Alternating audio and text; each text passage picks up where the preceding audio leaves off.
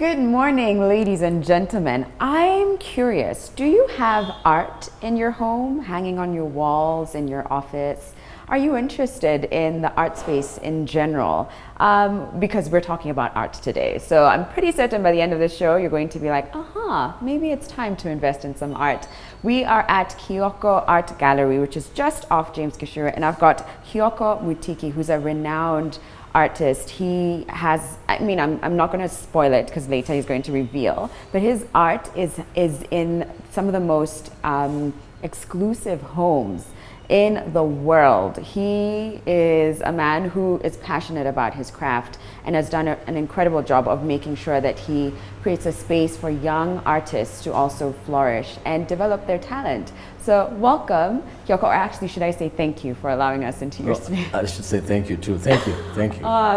So I'm curious to hear about your journey into the art world and the art space. Do you remember the first moment where it struck you that perhaps you were interested in creating, in welding, in painting, in the art space in general? It's been a long journey. It's been a long journey. We all start from somewhere. Every artist has to have their first toddler steps.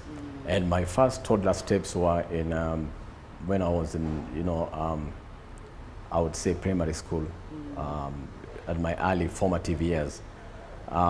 When I remember during my art and crafts lesson, I wasn't very good in other subjects, but I was very good in art. And one of the teachers I realized was a bit tilted towards art. And I found a way of establishing a sort of a balanced relationship with the teacher by making little things and giving it to him so that he doesn't punish me.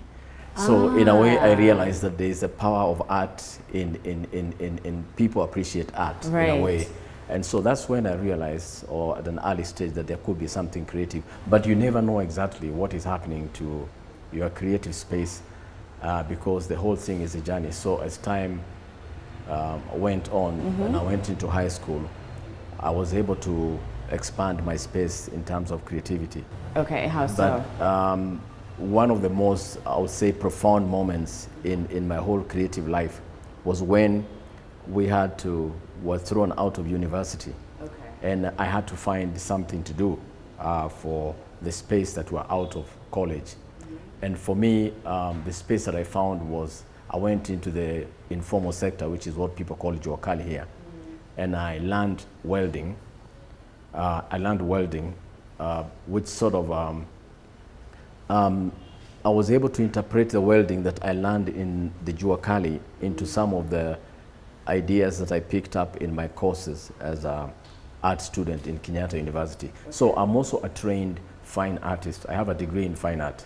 But that has mopped up into something very different over the years because you're never comfortable in your little box. Right. So I've picked up a lot of things along the way.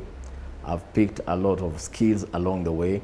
I have met a lot of artists who have shared their ideas and we work together in projects. So I'm a complete snowball of all these experiences and that's what makes who I am today. Right. Yeah. So I find it interesting that you talked about, one being, kicked out of uni when it was closed down, which by the way, you're like the second or third person I've interviewed who said that their passion or their purpose came to them because of, those moments where universities I would are call closed. myself the accidental sculptor in a way because my metalwork really was not formatted in college. It was completely formatted outside of college experience. Why is that profound? Is it because welding then became a big part of your art form, or? It's profound because I found in me something that is actually found, a lot of people never realize that you can create out of nothing.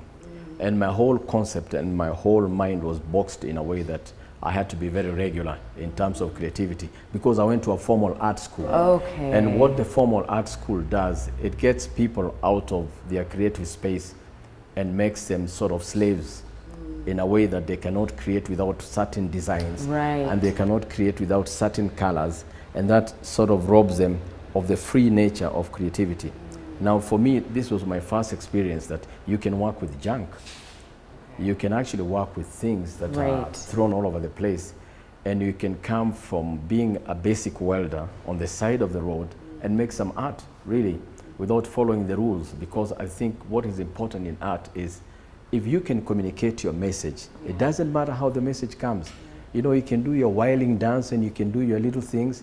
If somebody's going to like that and they're going to smile when you're doing these things, one of the most important things is that you have communicated your art. And art is supposed to be communicated. The rest is just ruffling feathers. Okay. Yeah.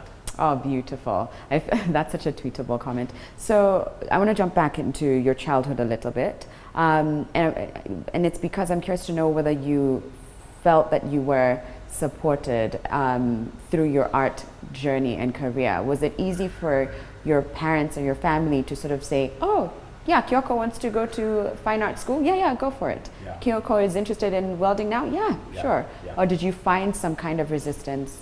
I didn't find any resistance. When it comes to art, we need to realize something, that we have all these concepts and this understanding of the artist, that the artist is an alien being. It's just somebody who came out from nowhere. But I think the most important thing is to realize, as an artist, you are somebody's child. You have a mother, you have a father, you have sisters and brothers and uncles and cousins, and all these people see you as you grow up. And they'll always make little funny comments. Oh, that's Kyoko, or that's so-and-so. That's how they behave. I think the most important person who can tell you really who you are as an artist is your mother, because my mother never got shocked by what I ever did. So I thought I'll be doing this huge thing, and this huge elephant, and this huge sculpture. Then I'll tell her, you know what, Mom? I'm doing some really exciting thing. And she'll be like, oh, that? Yeah, that's you. And I would really expect her to be very, like, wow. She wouldn't, which means in a way she understood art. And I think sometimes when we are artists, we should realize that we are not the first artist in this world. There has been artists, and there has been creative people in every community in the world. Whether you're talking of Turkana people have artists. People all the way down to the coast have artists. There are artists in Europe, there are artists in Saudi Arabia, there are artists in Aboriginal art. So art is not, what we need to do is to remove this elitist tag where we have to find out, like, were you supported? Did you think people thought you're a little bit crazy because you're doing what you're doing? I don't think anybody thinks artists are crazy, but there is a space that artists have to get into. And because when they're in that space, nobody seems to understand them.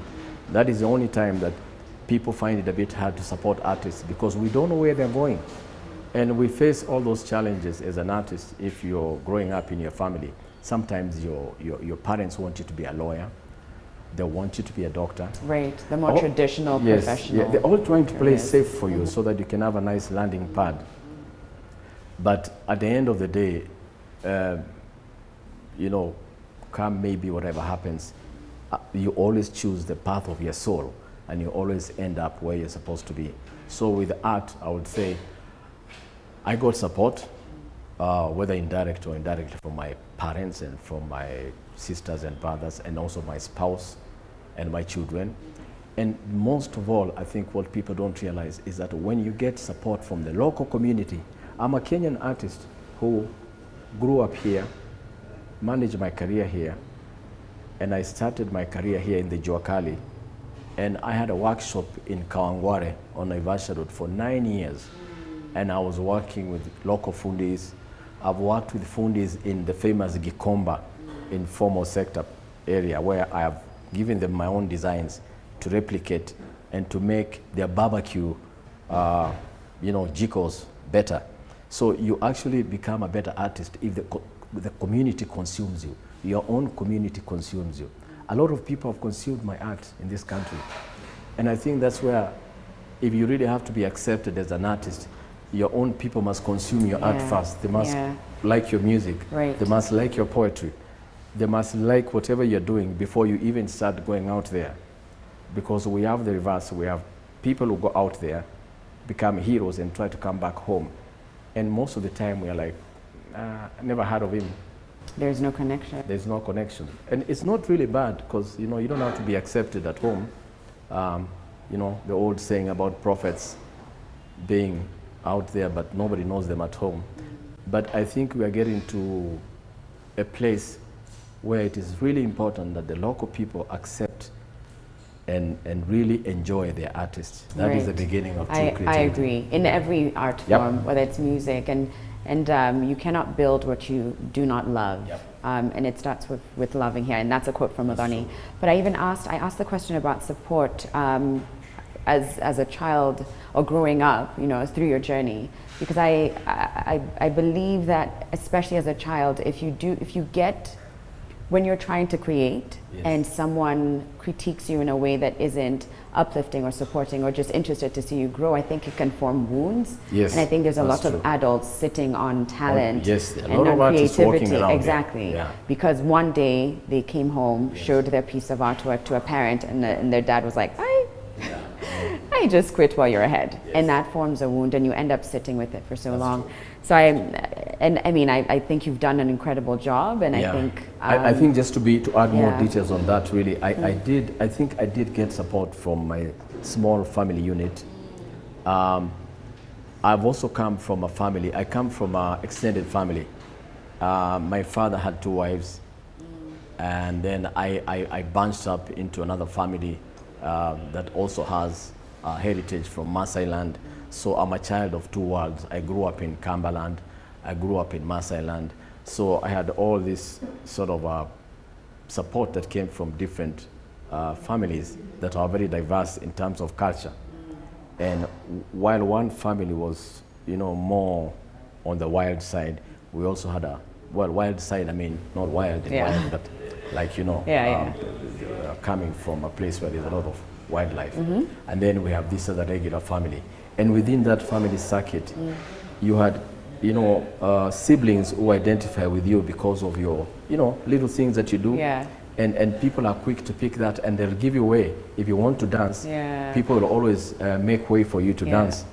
If you want to do something interesting, people who understand you will say, it's time to let the artist be themselves. So there is that kind of support.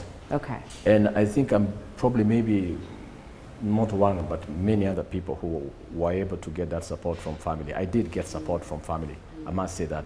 And I think right now, even as we speak, it's very important to let parents know that you really do have to support the creative space, because it's the next big thing in the world, really.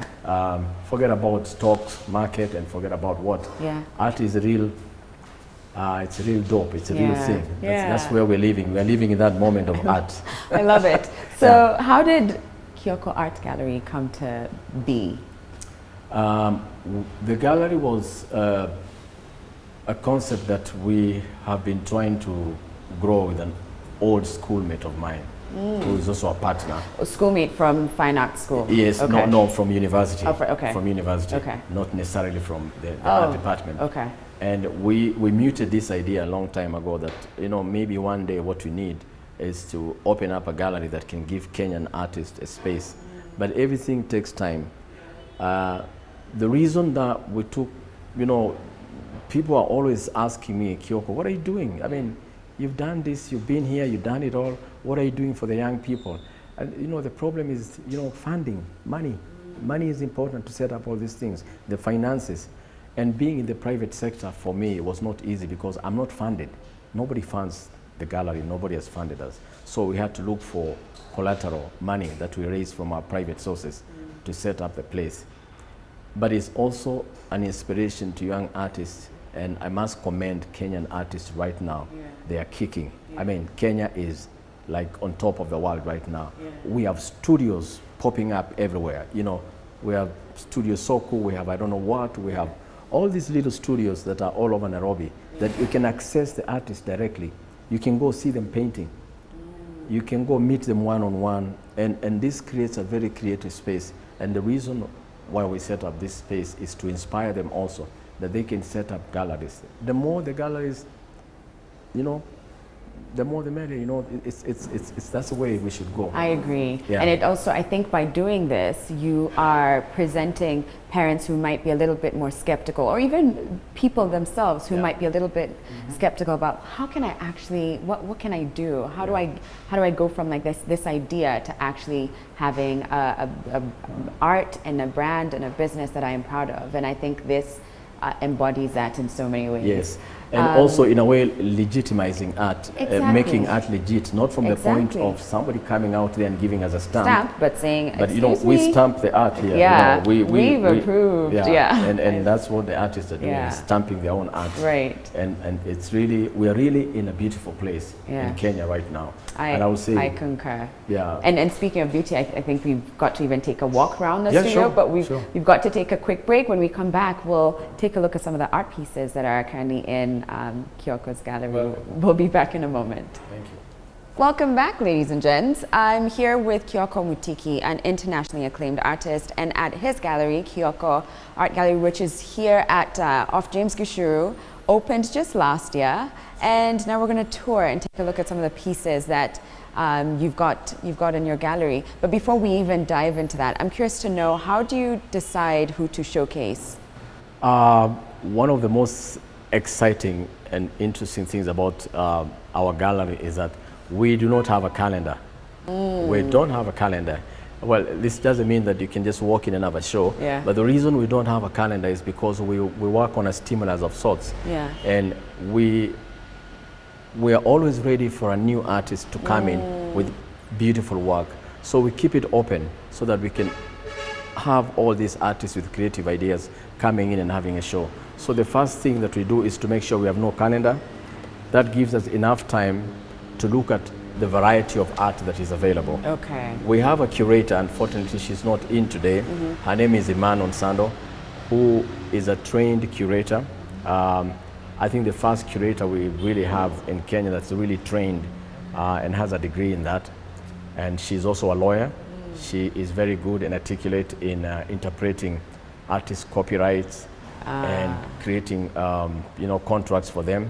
Again, that's one plus for these galleries, that we're able to do very nice contracts with artists. So we allow artists to come in. We have a panel of about 4 people. We look through their work. We don't judge. We all tend to gravitate to what we think is nice or arty, and we give them a show.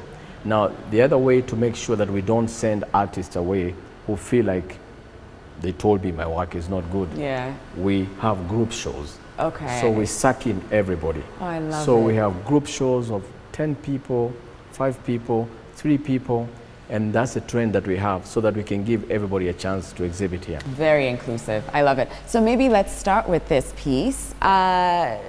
Who is it by? Actually, this piece is by Shiko Wangombe. Shiko Wangombe. And these are the new artists who are getting into our space, or who are getting into the space right now in the world. Okay. Shiko Wangombe is a complete, I would say, self-taught artist in a way. Yeah. She's trained as an architect, so she has a degree in architecture. Yeah. And she dumped all that away to practice what is in her soul. Yeah. And these beautiful paintings is what comes out of her. She's always wanted to paint and be an artist. So we have that space now where we have artists who are shining away their normal careers and really chasing their passion. Yeah. And we have that kind of gallery. We are telling people to come here and chase your passion. Pursue your passion. Yeah. So can you tell me like a little, can you break down what makes this a unique piece of art? I think when you look at this piece, you can see the essence of color. Yeah. Shiko is she's a very vibrant artist in terms of color. And the hues that she uses, she's not scared of using color. Yeah. And you can see there's also the essence of Africa, which jumps out maybe through the wildlife, but also the woman there and the way she's been executed. When you look at this woman, I think to me, she presents a new kind of woman in Africa, which is she's proud, she's walking tall, she's fashionable, and she's into the space. And within that space also, you can see the urbanization and the whole cauldron, I would say, of Africa captured in one essence. Yeah. And I think a lot of artists try to do this in different ways, but she's been able to do this with a lot of color. It's definitely a very nice building for, a very nice painting for a wall. Right. Or for a big building. Yeah. But again, you can see her feel of color is interpretive in terms of her architectural background. She's very solid. Right. In the way she forms her subject.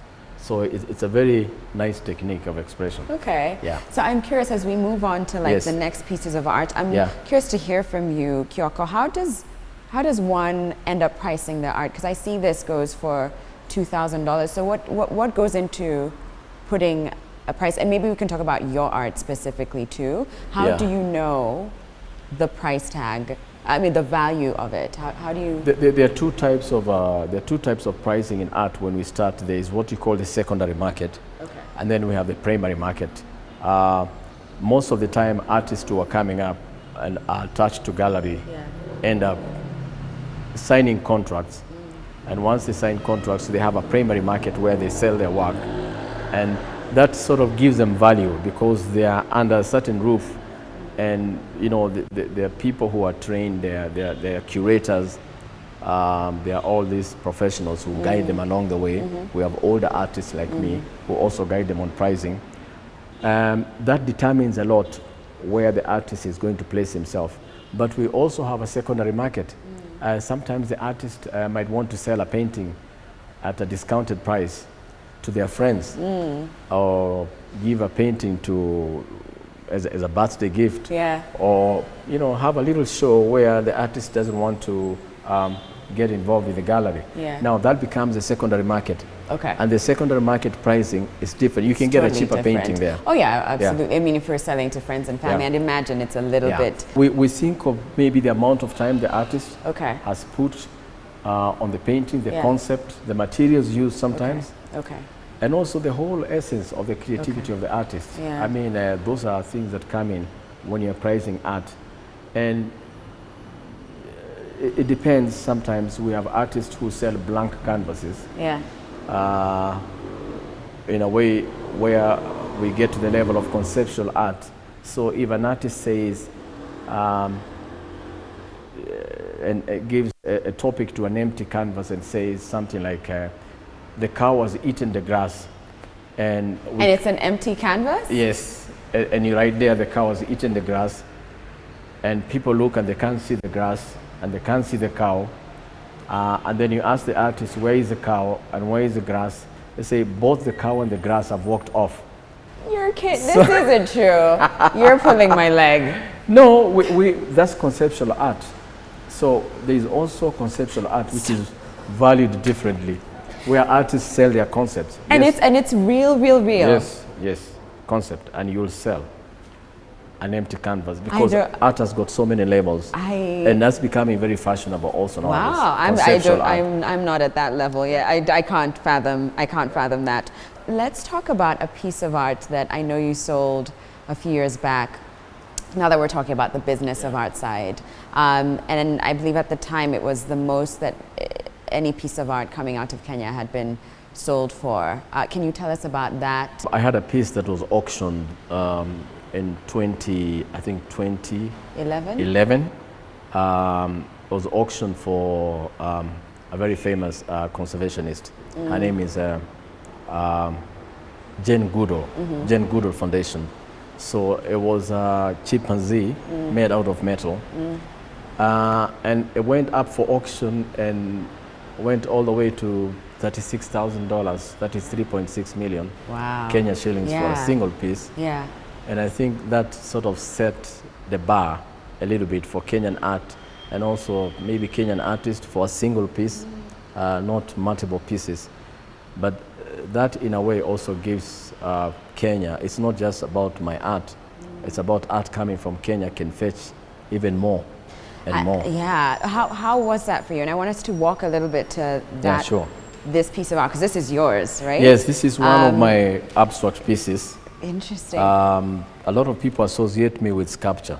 Right. But I also paint a lot, and when I paint, most of the drawings or paintings that I do are normally sort of rough sketches of what the sculpture will be.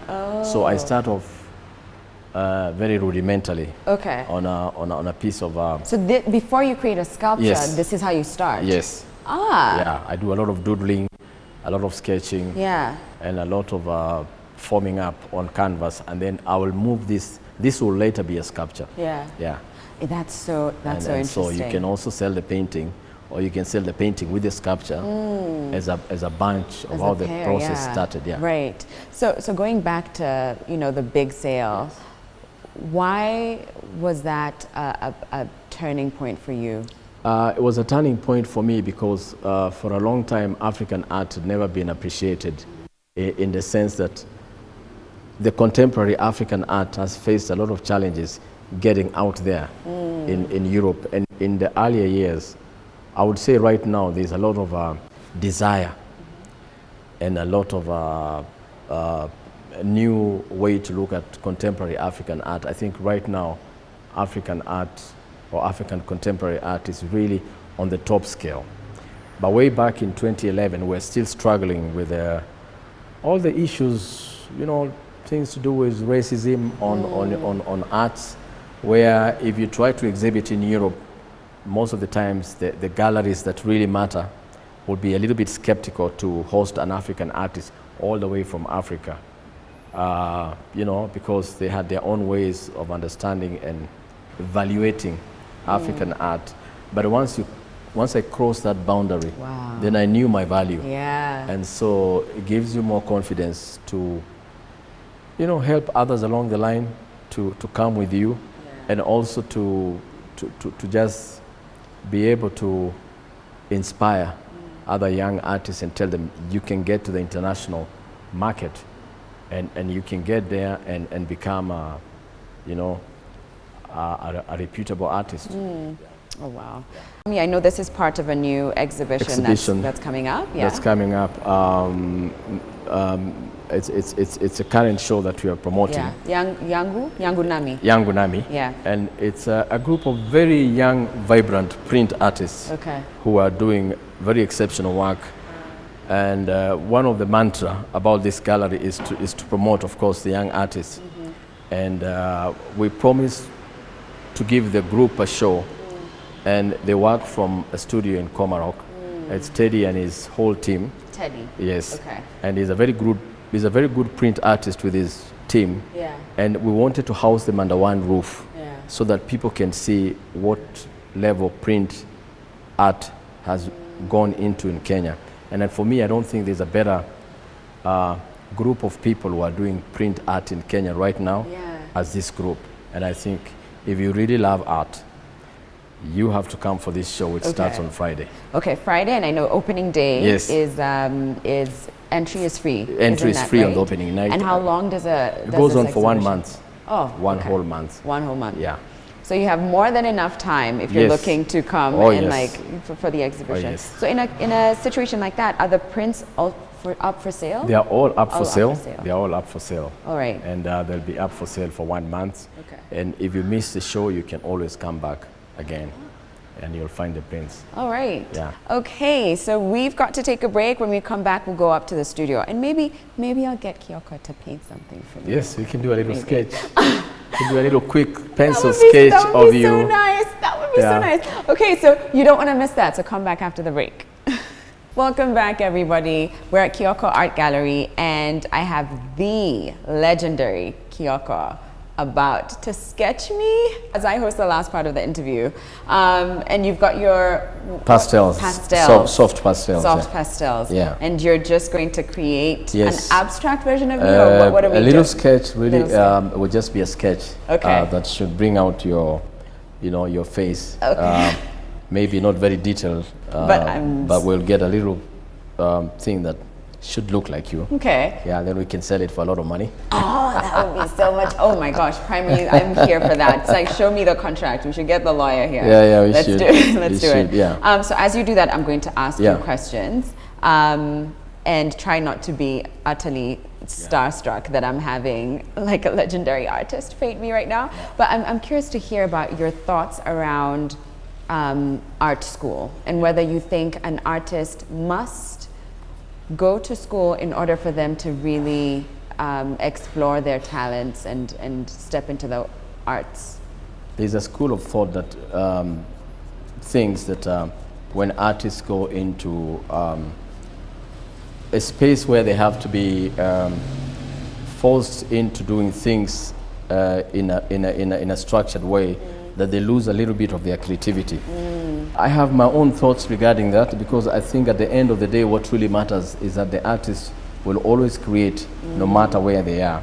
So in a way I think there's a feeling that apprenticeship, I totally believe in things like apprenticeship, which is what I do a lot, because I have artists who are apprenticed to me, and I work with artists who are apprenticed to me in the sense that they probably just need a master sometimes to guide them, but within that space they also have their total freedom in trying to do what they want to do. So you don't infringe into their creativity. All you do, I think, at the end of the day is that we guide artists. You're able to guide an artist to move in a certain direction, and not so much trying to make the artist have certain ideas that don't quite maybe express who they are, what they want to do. So I think when you're in a space where there are a lot of other artists also, it kind of makes you more creative. Right. So it's instead of like maybe saving up to go to this expensive art school, yes. you'd probably say find a master or a mentor, and find a group of artists. Yes. And if you can't afford to, if you're not keen on that, then that could be all the lessons and the structure and you just need. hanging around. Most of the people who have come out of art have been to creative spaces, and even some of them never even met the masters. They just happen to work within the space where maybe the artists were, and that in itself is enough to inspire the artists. We have now artists who go to school, to famous art schools, just to get a stamp that they went to a famous art school. It's very painful, because all what they learn, they don't practice what they ever learned there. Like you can go to a classical school, learn classical art, and then come out and do the totally opposite of that. And that has happened to a lot of artists who did classical art, and they threw away all that. But in essence, just having gone to an art school in one way gives you a certain way of looking at your art, and we should not throw away the concept of being taught art. It's true, you cannot teach art for sure, per se. You cannot teach art, but you can stimulate an artist, and you can marinate an artist, and you can bring out the best, in quotes, of what an artist has. So the environment is very important. A creative environment is very important.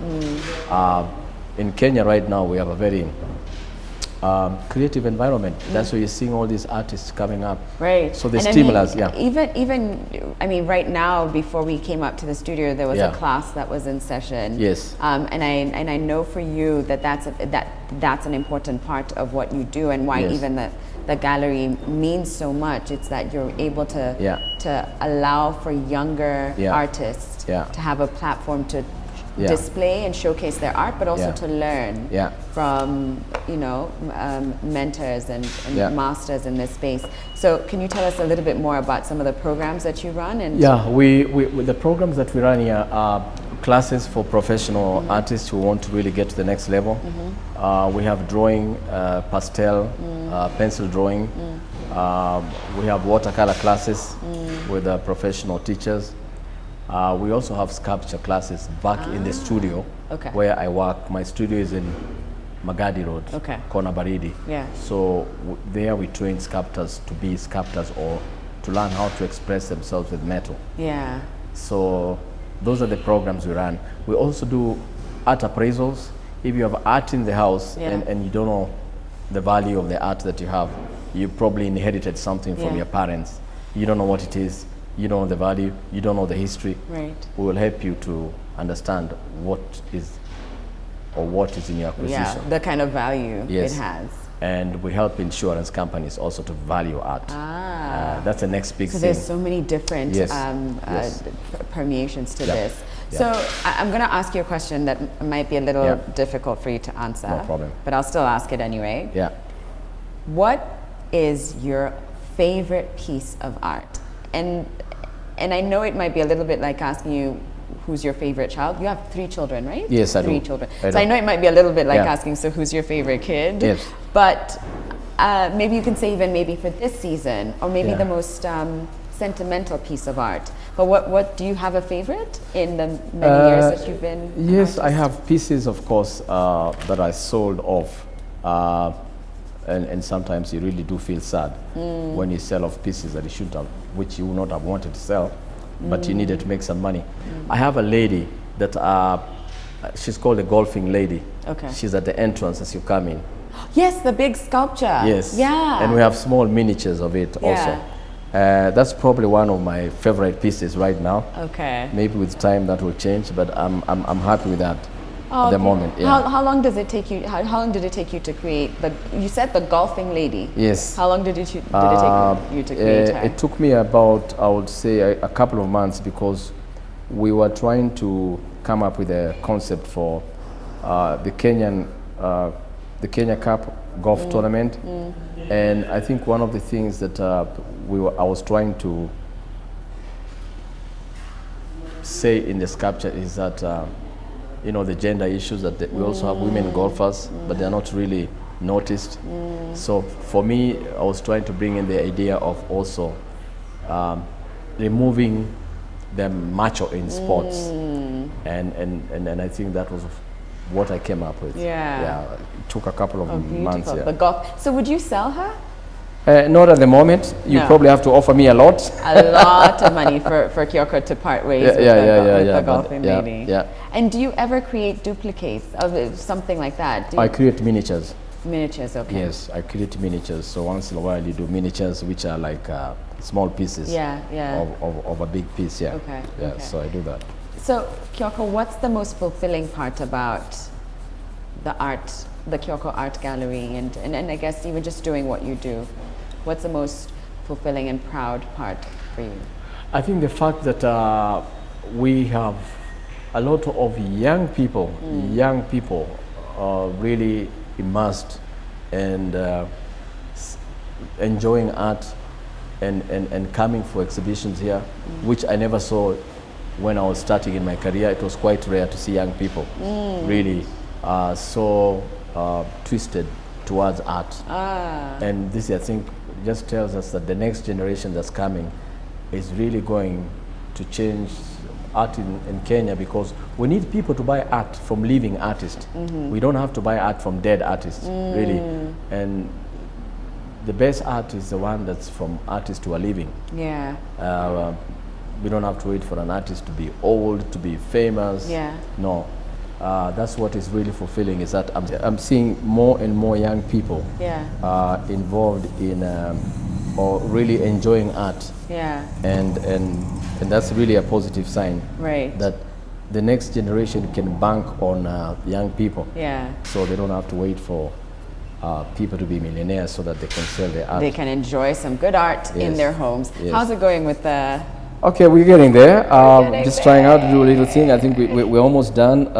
I think we're fine. Okay. This should be it. It's a little sketch. Not quite what you look like, but I don't know if you want to have a look at it. Believe it. Oh Okay, my here we are. gosh! Wait, I've got to It's a show it to little- this camera, it's a- and I've got to give you the same kind of profile. It's a because little this is sketch. sort of what I was like. Not quite done, but we're getting there. Can you see it? A little bit. Can you see it? I'm going to On gift one this. angle, yeah. But to- yeah, I should finish it. So you're not done. There's more to go. Huh? Well, yeah, I can finish it later. Oh, yeah. okay. Not in, If yes. someone is looking to buy art for their home, Yes. can you give us some tips on what to look out for, and how to make that big first purchase? I think the first thing I want to tell people is if you're buying art, forget what your interior designer is telling you. Oh, Do not buy art to match your carpet. okay. And do not buy art to match your fridge. Okay. And do not buy art to match your Couch. duvet or couch. Yeah. That's totally wrong. Okay. Buy art because you like it. Because you're going to live with your art for the rest of your life. The carpet, the duvet, the other things might go. And if they go, then you won't like the painting. Yeah. And there's a new way of selling art which is very commercial, and people are looking into your carpet and telling you you need a painting that is blue and yellow because of your carpet. So the carpet decides what kind of art you're buying. That is wrong. You should buy the art that really speaks to you. Right. And then maybe later go look for furniture that matches your art. And this is something that's happening a lot in Kenya. A lot of people are buying things on the wall to match things on the floor. That's not the way to buy art. So that's the first point I would like to tell people when they're buying art. Buy art that you love. The other point is buy art from young artists who are growing because it's affordable, and you build artists in your own country, and you're also being part of the creative energy that's spilling out in Kenya. Right. And get an appraiser, get somebody to appraise your art. Come to the gallery, we'll help you to buy. You don't have to buy from us, but we can guide you how to buy art. Right. And where we can also tell you the direction where art is going, where sculpture is going, and whether you're buying a piece that might be of value in future. So these are the little things you need to know.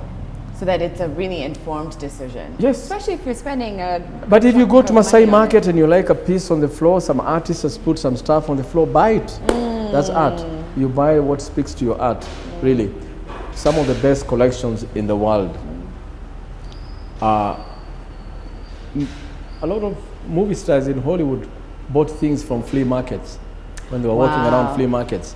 Speaking of like movie stars in Hollywood, yes, your art is in some of like the most recognized people's homes. Can you tell us who currently has some of your art? I've had, I think, sort of fortunate career to have about 3 presidents or 4 presidents own my work. Bill Clinton. Bill Clinton. We have the King and Queen of Sweden. Okay. I have the former Israeli premier who died, Shimon Peres. And we also have our president here, Uhuru Kenyatta. Incredible. And the Aga Khan. Yeah. The Aga Khan also has bought pieces for me. So these are like the top cream people who own my work. But of course we have other famous collectors and institutions. Right. And I think I'm proud of that, really. We're proud of that. Yeah, thank you. I'm proud of that. Thank it you. feels good to know that that a local artist is representing us. Thank you. Out Thank there. you. So Thank thank you. you as well. Thank you very much. I think that's it for today's show. Are you? I think we're done. We can say we are done for now. We'll probably have another session next time and All right, so that's it. This is my portrait. We might find it selling it. By the way, if you see me here, we need to sign opening it. Yeah. If you see me here opening night, having framed this and placed it somewhere for people to sell, don't deny me that chance to put it out there. Yeah. Thank you. Oh, look at that, and it's signed. So done. Thank you. So that's your collector's piece from Kyoko. Presidents have his work, and I'm going to take this home to my house. And I'm assuming my mother will probably take it from my house and put it in hers, but it's okay. Thank you. Thank you so much to Kyoko. Remember, you have to check out the exhibition that's going to be taking place here for a month, starting Friday. That is Yangu. Yeah. Yangu? Nami. Yangu Nami. We're also on Instagram. Also on Instagram as Kyoko Art Gallery. Yes. So follow them there. Thank you. Thank you for watching, and go out there and support local artists, ladies and gentlemen. No excuses. If you ever wanted to dress your walls, the time is now, and you can find, who knows, maybe you'll find your next beautiful big investment here at Kyoko Art Gallery. We'll be back tomorrow, same time, same place, NTV as usual. I'm your host, Sharon Mundia, and I'll see you tomorrow. Bye, everybody.